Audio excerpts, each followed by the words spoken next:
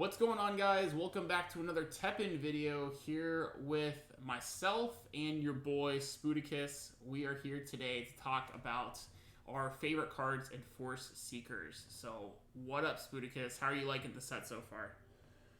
I mean, it's good. I think it changed up a lot of the meta agreeably enough that like you can play a lot of different decks now. It's not like a Rezo mirror match in the ladder or during the GP. So like, I'm pretty okay with it. We're also seeing a lot of kind of crazy fringe decks show up. Like Denjin's actually seeing some play. Matsu Shiruken from Ryu is seeing some play. Both of those. We've got some people running Hard Tank on X for some giggles.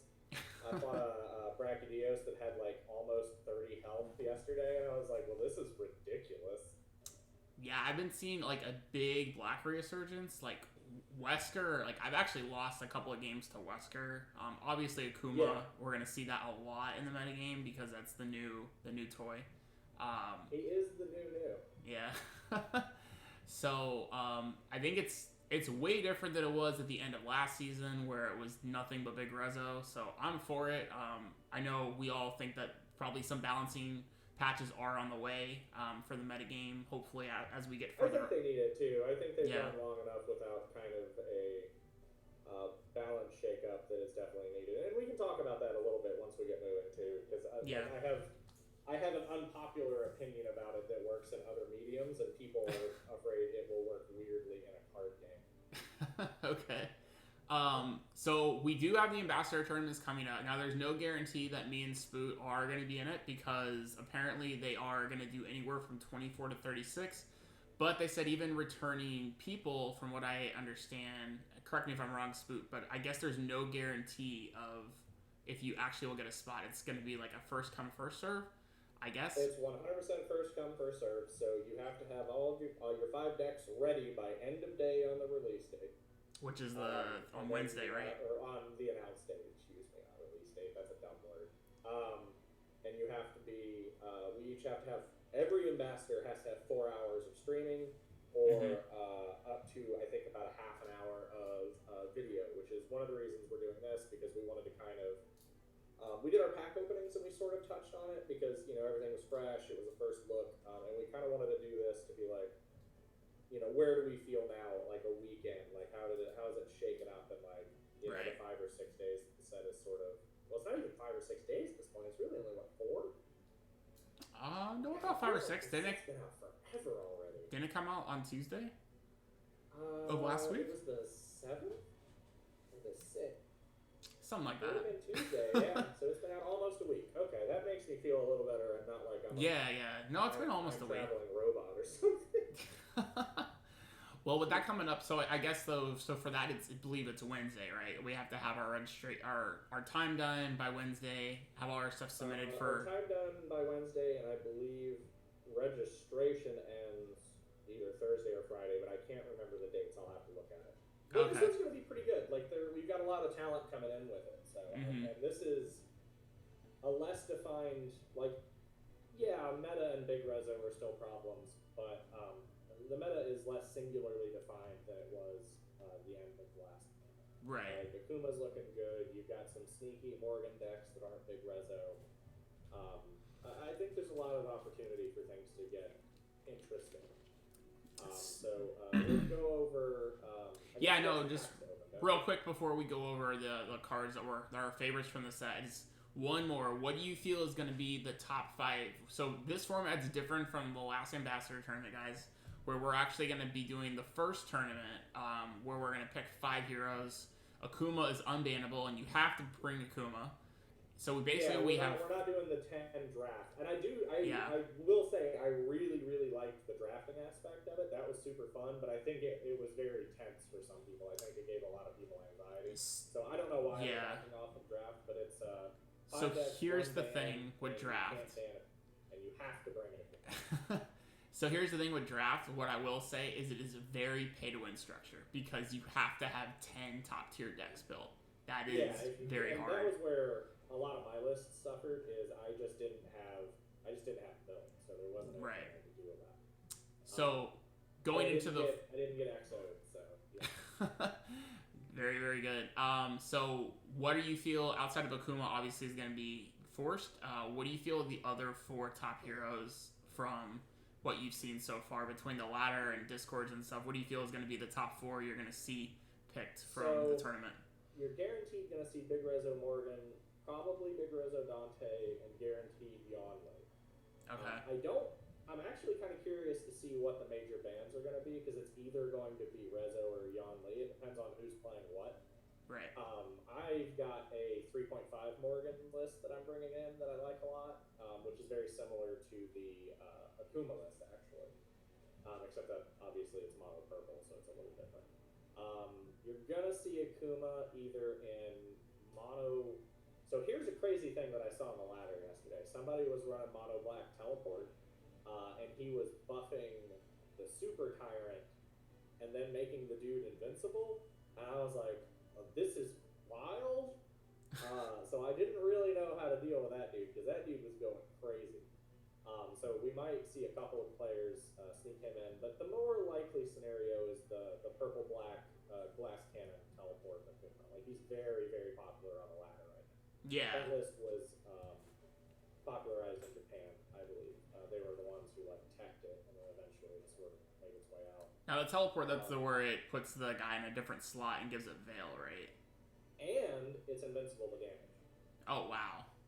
Yeah, that's why it's if you're in a lane that like you're kind of worried about, 10 seconds of invincibility is any. Oh, for 10 seconds. I thought you were gonna say it's permanent invincibility. I'm like, what? No. It only lasts for as long as the. I think it's like 10 seconds.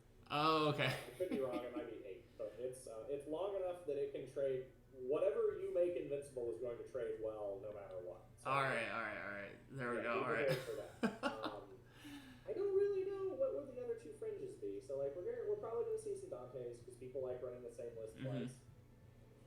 You might see a resurgence of Rathalos. Some people are testing him. I think Wesker is going to be. I think he's going to be a big wild card player. I think he's going to be a huge wild card player. I think he's going to be a lot of the 5th option for people.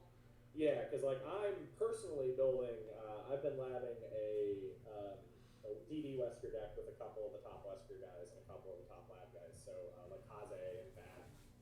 I haven't really gotten a hold of Llama or anything, but like these are all guys that are big in the TEPPEN Discord.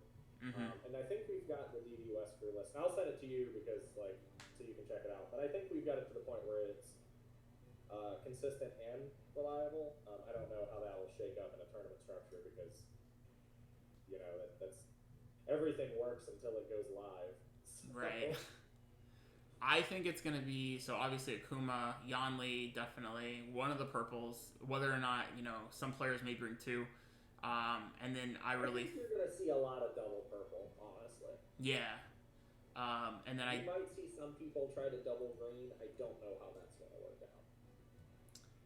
I don't think double green. I think Nero and definitely X have fallen way off. I think people are just going to bring Chun-Li. So it depends how people feel about the Yonli match, since it's probably the most popular matchup right now. Besides, significantly. Yeah. So the new Yonli deck is just so consistent. What I'm wondering if people aren't going to ban Yonli, if they're going to just save her for very last and try to get rid of the other Yonli first. That may be a pretty good tactic.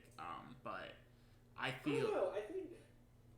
I don't know. I think people are either going to I think she is a very good candidate for first ban. Okay.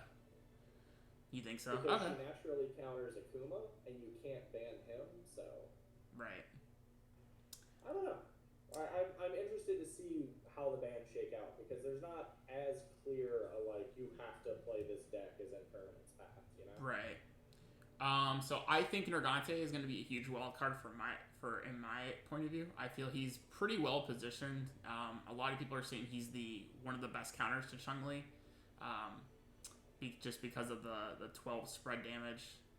12 damage goes a long way. Plus, you've got a lot of variety in Nerd too. Like the mono black list is very impressive. The black green list is still very aggressive. Yeah. It's fast. So it may be too fast even for a ramp deck like Yonli, if it can get set up fast and bring its life total down fast, and then hit them with a spike when they got a lot of mana producers out and haven't ascended, and really just put too much pressure so Yonli can't recover. So, but yeah, those are, I think Nergante, Wesker, and definitely the 2 purple players are probably going to be what to see outside of the obvious Yanli and Akuma. So, but let's go into. We'll probably pick, I think, one card each per color, since we're already at about 10 minutes.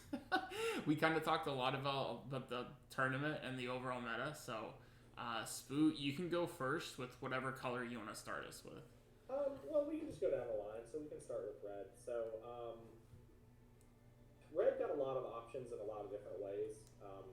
And people are going to just howl nonsense at me, but you can at me all day and I don't care. I like Magma Dragoon a lot. I think Lucia and Disloyal Follower are probably better cards in the long run, but Magma Dragoon just gives you so much value on one card. Yeah. And as a callback to Zen, we had that big review on Stouts, and I was like, this card's got so many keywords on it, you can't say he's bad. Like, you don't even know half of them do. No, I totally missed the first part of that. Was that? Scuba pointed out, he's like the Achroma from Magic the Gathering, like the original one. It's like, what does this card do? It's like, I don't know, it's got a paragraph on it, nobody reads it. Yeah, so a little backstory on the whole comment to Zen. What was did he say Dragoon was bad because he had too many keywords? Is that the joke? No, he just said it was so when we read it, he was kind of like, meh, and I was like, are you serious? Look how much value that man has solely on keywords. He's got so many abilities. And he really does. Like, he's got Heavy Pierce, Anti-Air, and Agility no matter what. Now remember, Heavy Pierce is the better Pierce. That is dealing the damage to the hero of whatever that unit took. So that's... It does it no matter what. So that basically means when it does the Heavy Pierce, it's going to deal 5 damage to your hero. Yeah, and even at base, so he's a 6-drop for 2/7. So he's a 2/7 with Heavy Pierce, Anti-Air, and Agility. That's not awful, it's not great. Ascended, he gets 3 attack and a shield. So he's a 5/7, and when he dies, he hits you, the owner, for 5. Mm-hmm. So, like, alright, whatever. Like, if that's gonna kill me, that's gonna kill me no matter what. Yeah, I think he's very undervalued as well. I think he's like a very good niche 6 spot in the already growth, version of like Ryu, for instance, where it's like, you use up your Penguin or your Interplay Dragons and stuff like that, and then you drop that guy on top of that. It's just like more board presence. What's the growth on Penguin? Is it 3? The growth for Penguin is level 3, but it's 3 cost per level. So you got to deal a total of 9 mana basically to get 3 levels off the rip. Like, that's kind of crazy. You could. I mean, that would require setup, but I get your that too. I mean, 3 growth on Penguin is such value. It's so much. Yeah, but I think he's gonna him and Lucretia. I feel gonna fill a lot of the slots that you could if you have the curve for it, obviously. Yeah, the Resonate Lucia is the other legendary in this set is a little nuts. Right. I haven't really seen her a whole lot, but what I have seen of her, she does damage rapidly, and she is kind of. But I'm actually going to go with Spiral Pegasus as the other top card and good card in the set, simply because it does exactly what Red's supposed to do in every way. When played, deal 2 damage to the unit in front, deals 4 damage split on enemy units when it ascended. So you get both effects, right, if you ascend it? If you ascend them, yeah, it just happens at once. So theoretically, if you play it against one creature in front of you, it does 6 damage. Or it's going to do 6 split. Or 4 split and 2 in 4 front. Split. Like, yeah. It'll take 2, period, and then it'll split 4. But if you're playing it on a 1v1 board, you just nuke something. Like, there aren't that many things that have 6 health outside of, like, the big ascend units. Right. And a couple of the growth units. And the main thing why I think this is going to bring Red's value up a little bit, and I think we're just like so up on green and purple right now, and even black, that we're not really realizing it, but I think the main reason we saw a lot of issues with the Red near the end of the season was because of the high reso lockdown that Red suffered without being able to play, without the Ascended mechanic in the game. I feel that Ascended units like this and Dragoon are going to give Red a lot more options to getting out of that lockdown, especially with split damage. Gives you a lot of out-of-the-box thinking, because, like, purple lockdown is just abusive. Mm-hmm. So, yeah, I think that's what's... those are the two of the top cards, I think, overall. But let's go into green. So, Since you went first and took the Dragoon, which you know that's my favorite Mega Man X game, I'm gonna take. I get it. I'm not gonna disrespect the boy. I had to pick him. I am gonna definitely take Karen, which I don't think any of us can argue. This is probably overall one of the best cards ever created, and probably is the best overall card in the set, in my opinion, at least in green. I think she's the front runner for top card. She's got a lot of them. Yeah, so she is a 2/8 for 5 on her own, and she's always gonna have a 2/8 agility. And then if she's ascended, she's gonna get 2/2 and inflict seal on the unit in front. So that is gonna make her a total of 410. And that is also going to give you another access to seal. And the reason why she is so good in like every green variant deck is because you can always run her because she's a 5-drop. So she can go in any black-green, purple-green. Very well in some dual color decks. Yep. So, and the fact you get access to that 7th seal is just like makes green's, prevention of encountering enemy effects just even more strong. And the fact that if how the golden skull or golden orb works, you actually can force another seal down if you use gold orb on Karen, because they have to play a unit to deal with her, and then the next unit they play after Karen kills it then is going to get sealed when golden orb's effect triggers. So if that gets off, you're basically getting another seal effect on top of that. So for essentially one card, which is plus it resets her life and health. She turns into another 410. Like 410 with agility. A long way with that agility. Yep, you gotta think about it. That's kind of like Chun-Li almost, but better. I think she's a little. Yeah, I think she's a better Chun-Li because she doesn't even on the crackback. So you combo doesn't activate on defense. Right. She always does 4 no matter what. Like, she's strong. Just super good. There's no downside to really having her. Even if you don't get your seal off, you're still hitting them with a 4/8 with agility. So yeah. If I had to pick in green, we did Karen. I'm not having tested Felicia as much. I'm not as big a fan of her. Honestly, I think I'm gonna say Hootzel. Hootzel? He's just too big. He's got a huge butt. What game was he from, by the way? Is he from Darkstalkers? He is from Darkstalkers. Okay, that's what I thought. I forget if he's the Chinese robot or the Mayan robot. Right. I don't really remember where he's from. So he's 6-drop, 2/8. He has shield and anti-air, and he can attack. So like, just super good. Worst case scenario, if you just need to throw him in front of something for 3 turns, you just chuck him down, right? Mm-hmm. And then if he ascends, he gets 4 attack and he loses. You cannot attack. So he's a 6/8 with shield and anti-air when he ascends. Yeah, I mean that's insane stats. Insane. Honestly, if I were going to say what's the best green card in green, I would say Evasive Maneuvers because of this card. But since we have to pick from Force Seekers, I will definitely say Hootzel is insane. Yeah. Like, he trades up almost every time. He one-shots almost anything that you're really kind of even moderately scared of. He can't be Dark Destruction. He has to be Obliterated or Betrayal. Or, no, he can't even... Yeah, he can be Betrayal. It's 6 symbol left. Yeah. He's just got so much value in one card.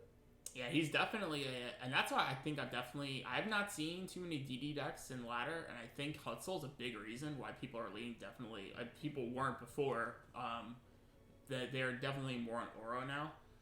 Especially like Hutzel, like he's like the Devil Joe killer, it seems. Oh yeah, absolutely. Although I will say there is nothing more satisfying than waiting for somebody to like double down on a rain turtleoid and then you just pop them with DD. Oh yeah, like, it stops a lot of that deck, but Hootzel makes you pay for it. Like, he just goes hard. Mm-hmm. And the fact that he's so beefy and has shield, he can deal with a lot of like the high attack and low health units that Black offers, especially like in the revenge package. So he's definitely built in for stability, you know. So all right, so let's get into purple now. So Spoot, what do you want to do with purple? What's your top pick? All right, so here's the thing. As I'm going to ask you, because I have a runner-up here. Do you want to do Oro, or do you want me to pick him? You can pick Oro. Because my runner-up is Bulwark. He's the 7-drop 4/7. When he ascends, when you play him, he explores for Twin Familiars. And then when you ascend him, it places one of the So here's the thing. EX pocket to the deck. there's 3 cards I like in purple. So, oh, really? Yeah. Right. So, and Bulwark isn't any of them. So, if you want to pick him and talk about him because you feel he's relevant. Yeah, sure. Fuck it. Excuse me, fudge it. Yeah, so Bulwark is, he's Devil May Cry 2, I believe. 7 drop 4/7. He explores for Twin Familiars, which is I don't remember. You have the game open, don't you? Yeah, it's a 3/5 with Russian combo. It's a 3/5 with Russian combo. That's nuts. You get 2 bodies for 7, and at least one of them is dangerous, being the familiar, and then Bulwark himself is just a heavy hitter. Like, the guy is kind of crazy. And he's basically the Karen version, or not the Karen, the Felicia version of purple, yeah. Of purple, because he if you ascend him, then you get a Twin Familiar from your EX pocket onto the field. But he's not legendary, so you can run 3 of them. Correct, but he has 7 costs, so he never whiffs. You're not going to drag out a Zitzi into a lane you already. That's true. That's true. That's true. See, I think if they ever want to improve Felicia, they should just say you explore for an ascended unit, or you explore for a non-ascended unit. Because Felicia, you kind of like the way that X built, you want the mana producers or whatever instead, or they make it so like effects activate from the as if they were in your hand. So like you would get the ascended effects, or you would get the ZT effects and stuff like that. So, but yeah, I think overall, like RNG wise, he's probably more value than Felicia. It's just that mana obviously is easier in green, but I can see his utility. So I've had Felicia completely whiff on me, and everybody swears by her. And I get that more often than not, you are going to get value. She's a 3-for-1. I get it.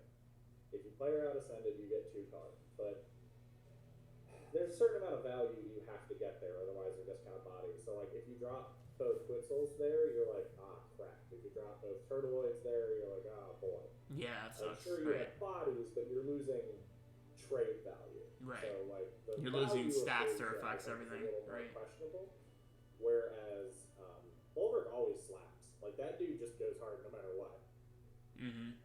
I think Felicia, as we're talking about her, she's super optimal if you go like Phaline into Felicia on the first turn, because if you like Phaline or layer into Felicia into her, she's really good. I wouldn't drop her on an Iris just because 50 MP regen is just no, not until Iris is getting close to death or something. Yeah, not until like Iris is close to death, or if you're just like ramped up like so much that you don't care about. Yeah, if you're just trying to bounce her, I always try to do the Iris at the last second because even another 5 seconds of MP regen with an Iris out is insane. Mm-hmm. My other pick would be Oro for purple. He's from Street Fighter. He's a 4-drop 2/4, and when he ascends, he gets 1 attack, and he reduces any damage taken to 1. No matter what, you have to hit the guy 4 times unless you seal him. All you Ryu players. Even Ryu players. Even if you shotgun this man for 6 damage, he takes 1. Yeah, that's why he's so much different than like the green spell that reduces damage from 3 to 1 and the right. He just has more value. He goes in 4s really easily. He fits in the 3.5 deck. He just trades so incredibly well in this game, where like your trade value is sort of how it, right? Yeah. No, it's super optimal for like, especially in purple, trying to hold off for demonic and then just dropping that guy to stabilize you in that 1 slot is just super valuable. And he's just real good. Especially if you do ascend him. What you got? All right, so obviously we got to pick the boy Sea Viper, or girl, sorry. So good. Just because death goes back to the EX pocket, resonate 1 attack combo, just crazy good. You give that guy unblockable, flying, double trigger, whatever. You know, guy gets huge fast. He's basically the replacement for he's basically the replacement from what was it, Day of Nightmares? The one girl that was 1/6 that got +1 resonate. Whatever her name was. I think Trish, but Trish, yeah. People are generally playing her over Senka.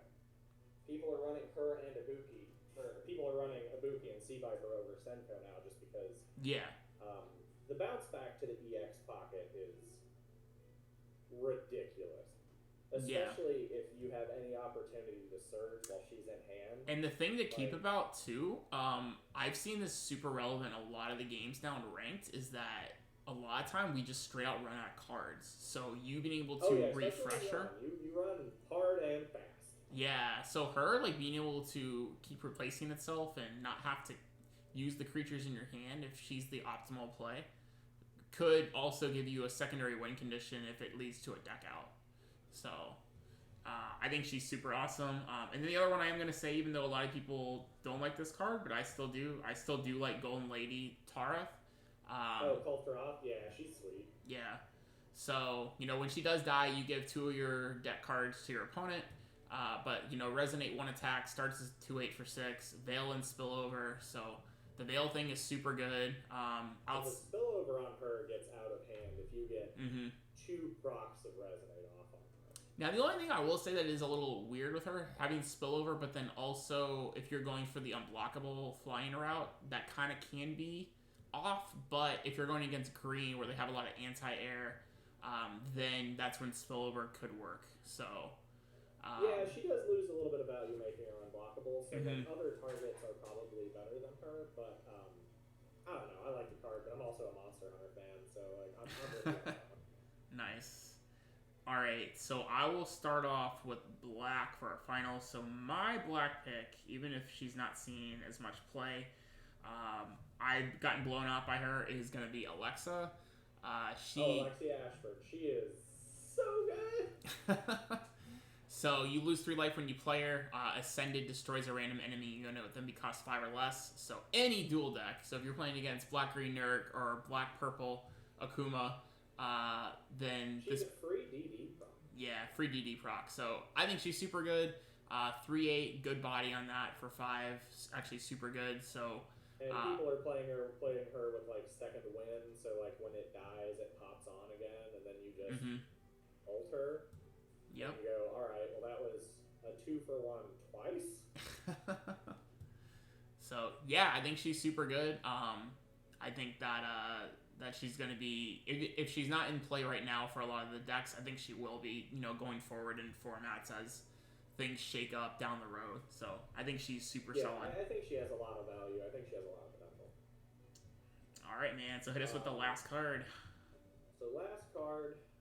and black is my color. Like, I played Wesker for 3 seasons, and I played Wesker for 2.5, and I played Nerd for a season. I really like Betrayal. It's such a weird effect in TEPPEN. Like, in Magic, we're really used to having, like, look at your hand, choose a card, discard it from the opponent. Like, it's been an effect in Magic for a very, very long time. And then when did they start doing remove all copies? It wasn't like surgical extraction. I think it was before that, but that was when it got popularized. Yeah, I can't. Extraction effects are not. No, wasn't it Extirpate was the first one? Was Extirpate before surgical extraction? I'm pretty sure something existed before surgical extraction, but I can't remember it off the top of my head. I think extraction was the one that popularized it because of the Phyrexian mono. Okay. But I'm sure I'm willing to be wrong on that, but I am relatively sure it existed at a point in time before Mirrodin Besiege. Oh no, it was way before, yeah, because Time Spiral was way before. But anyway, that's fine. Yeah, I'm 100%. I am sure there was something in Time Spiral that let you do it, or before that. Yeah. So Betrayal, it's 6-drop. It destroys an enemy unit with 6 or less, and all copies of that unit in their deck goes to the graveyard. The downside to this card, the one really big holdback, is it does not look at the board and it does not look at the hand. Oh, it doesn't look at the hand. You're right. Yep. So the downside to it is if you hit something off the rip and you are relatively sure you can hit all 3 copies, like an Iris or a Quetzal or a Sea Viper, you don't ever have to worry about most of those cards again. Sea Viper gets around it because the destroyed copy goes back to the EX pocket, but the other 2 copies get jumped. So it's still pretty good. Same thing for Ibuki. You just get rid of all the Ibukis unless they're in your hand. Yeah. The downside is I think it's less strong against purple because generally you are holding on to. They play a lot of 2-ofs. Yeah, they play a lot of 2-ofs in purple. Yeah, exactly. But even hitting the 2 of is still relatively strong. Yeah. I would say arguably my runner-up for black is Cool Game, the legendary 7-drop, because it's the first honest-to-God board clear that we've had that's not the Teostra explosion. Because you can just play it on an empty field against their 3 creatures, and then suddenly they don't have creatures. And you're like, that's okay for 7 mana. There's no way to go negative on that, I feel like, unless you get... No, it's super strong. Like that and Living End are 2 good options for board wipes. Yeah, exactly. Oh, man. So, awesome. It's so crazy. Well, I think those are some pretty good picks. So, overall, are you happy with the set? Do you feel it lives up to Day of Nightmares and Devils and everything else? Or do you feel... I think it does. I think this is sort of a natural progression. I feel like it takes a little bit of the shine away from Devil's Awaken because Ascension is just a better growth. I think this is the way growth should have been. It's funny because growth in Naruto, the card game, the old card game, that's exactly what growth was in Naruto. Yeah, exactly. So like, I know they've done it before, and it's been done well.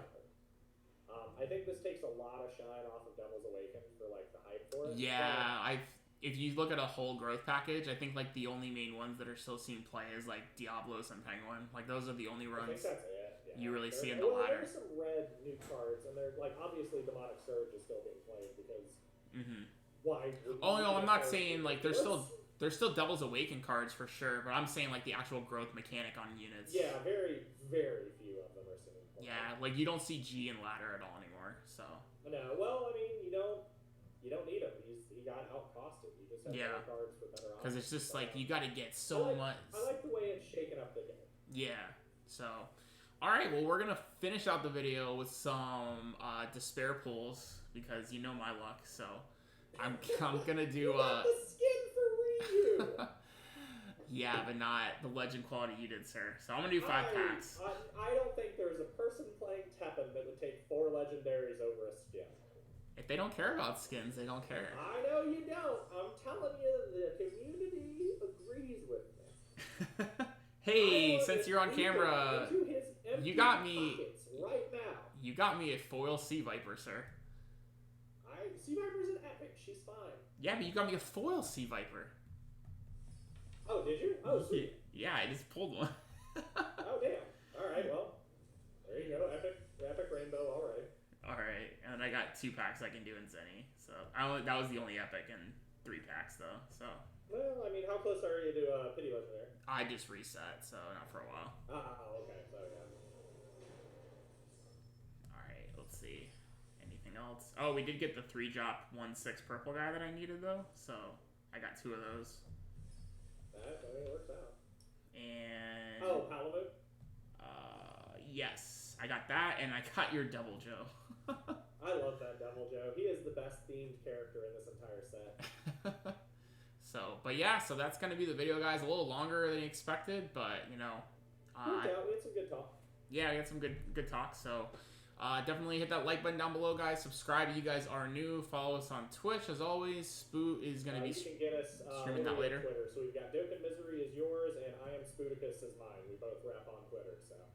There you go. So, and Spoot will be streaming at some point later tonight and tomorrow as well. So, definitely check him out. And I'm going to get to work on posting this up so we can get our credit in for Gung Ho. And Spoot, anything else you want to close out with? No, shout out to Gung Ho. Like, thank you guys for keeping us sponsored. I'm really happy we're getting another tournament in. I always get excited about like the little bit of competition we get inside the circle because there's some mad trash talk going on. Mostly from Zen, right? No, it's pretty across the board. Like everybody's getting like they announced the tournament, and everybody's like, "I'm gonna beat that ass." So everybody got a little jumpy as far as competition goes. All right, man. Well, good luck in your stream later tonight. Hopefully, I'll pop in for a little bit, and I will see you guys in the next one. Yeah, we have some deck tests either tonight or tomorrow, so pay attention because one of these nights where me and Scuba are going to sit down and actually grind out some deck tests. So you get to see some top player action. Yeah, there you go. Probably have to be tomorrow for me because I think by the time you start, I'll be incognito for the later part of the night. So yeah, just get at me tomorrow. We'll figure out a time that we can sit down and do some deck testing. That way, you guys can see sort of part of the process and the thinking and everything. cool, man. All right. Well, I will see you guys later. Have a good one, and good luck in your games, guys. Peace out.